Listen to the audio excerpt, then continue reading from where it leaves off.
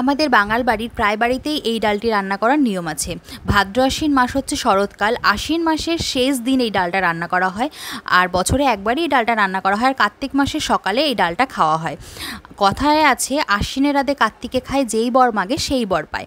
এক বাগান সবজি দিয়ে এই ডালটা রান্না করা হয়। আর শীতের কিছু সবজি থাকে, যেহেতু আশ্বিন মাস হালকা ঠান্ডা ঠান্ডা পড়ে গেছে, আর গরমের কিছু সবজি থাকে, বিশেষত সবজি থাকে এর মধ্যে মূলো, গাটি কচু, ঝিঙে, আর থাকে শাপলা, শালুকটা আমি আনতে পারিনি, ভাড়ালি, বটবটি, সব সবজিগুলো ভালো করে কেটে ধুয়ে নিয়েছি। এইবার মটর ডালটা প্রেসারে সিটি মারতে হবে, যেমন একটু আস্তে আস্তে থাকে।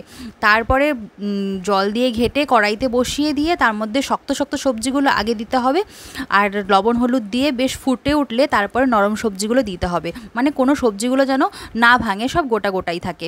ব্যাস, এবার ফুটে উঠলে একটা বাটিতে নাবিয়ে নিয়ে বেশ কড়াইতে অনেকটা তেল দিয়ে তার মধ্যে 5 ফোড়ন, শুকনো লঙ্কা, তেজপাতা, ফোড়নটা খুব সুন্দরভাবে ভাজা হলে ডালটা ঢেলে দিতে হবে। নামানোর আগে চিনি আর ধনেপাতা দিয়ে নাবিয়ে নিতে হবে।